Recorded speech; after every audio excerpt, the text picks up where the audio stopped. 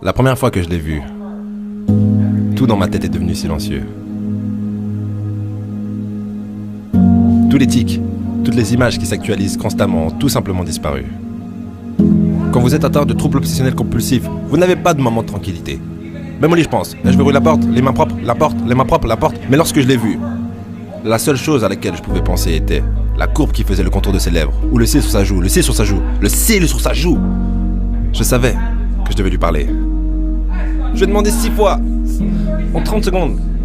Elle a dit oui à la première fois, mais aucune tentative ne me paraissait bonne, alors j'ai dû continuer. Lors de notre premier rendez-vous, j'ai passé plus de temps à trier mon repas par couleur que de manger, et même que d'avoir une putain de conversation avec elle. Mais elle a adoré ça. Elle aimait que je dois l'embrasser 16 fois pour lui dire au revoir, ou 24 fois si on était mercredi. Elle adorait que ça me prenne une éternité pour rentrer à la maison, car il y avait beaucoup de fissures sur le trottoir. Quand nous avons emménagé ensemble, elle a dit qu'elle se sentait en sécurité, comme si personne ne nous volerait jamais, parce que j'avais carrément bien verrouillé la porte, 18 fois. Je regardais toujours sa bouche quand elle parlait, quand elle parlait, quand elle parlait, quand elle parlait, quand elle parlait, quand elle parlait. Quand elle a dit qu'elle m'aimait, sa bouche se recroquevillait sur les côtés. Le soir, elle était couchée dans son lit. Elle me regardait éteindre toutes les lumières et allumer. Jour-nuit, jour-nuit, jour-nuit, jour-nuit, jour-nuit, jour-nuit.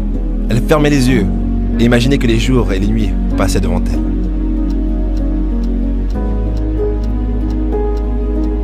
Certains matins, je l'embrassais pour lui dire au revoir, mais elle partait rapidement parce que je la mettais en retard pour le travail. Quand je me suis arrêté devant une fissure sur le trottoir, elle a juste continué à marcher. Quand elle a dit qu'elle m'aimait, sa bouche formait une ligne droite. Elle m'a dit que je lui prenais trop de son temps. La semaine dernière, elle a commencé à vivre chez sa mère. Elle m'a dit qu'elle n'aurait jamais dû me laisser m'attacher à elle, que tout ça était une erreur. Mais comment est-ce que ça peut être une erreur, alors que je n'ai pas besoin de me laver les mains après l'avoir touché? L'amour n'est pas une erreur. Ça me brise qu'elle puisse se détacher de tout ça, et que moi, je n'y arrive juste pas. Je ne peux pas sortir et rencontrer de nouvelles personnes parce que je pense toujours à elle.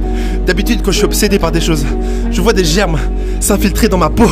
Je me vois me faire écraser par une succession interminable de voitures.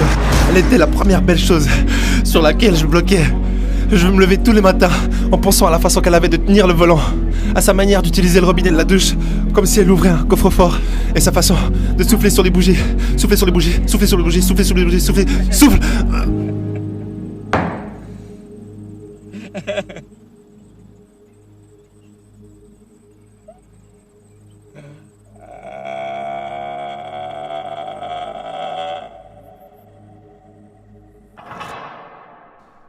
Maintenant, je pense juste à qui d'autre l'embrasse. Et je ne peux pas respirer en pensant qu'il l'embrasse qu'une fois et qu'il s'en fiche de savoir si c'est parfait. Je veux tellement qu'elle revienne, tellement, que je laisse la porte ouverte et que je laisse la lumière allumée.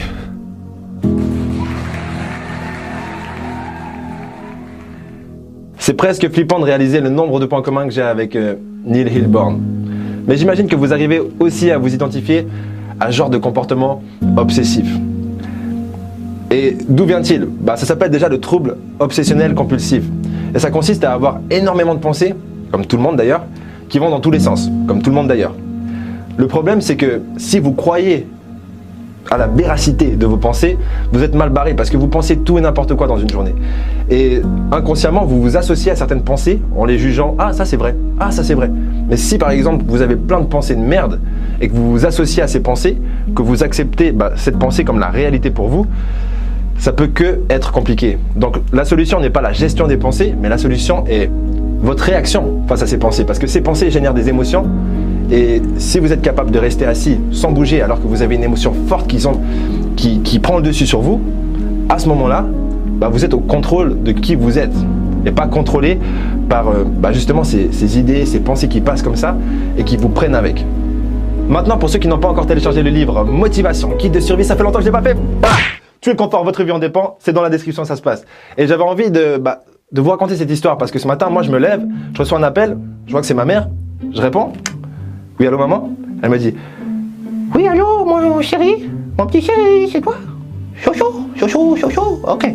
Alors j'étais sur YouTube, je scroll down, et après je vois une vidéo, c'est marqué Sony escroc point d'interrogation, agent entrepreneur, j'ouvre la vidéo, et là, je vois que ce jeune homme raconte, il s'appelle Philippe d'ailleurs, il raconte tous vos secrets de la réussite.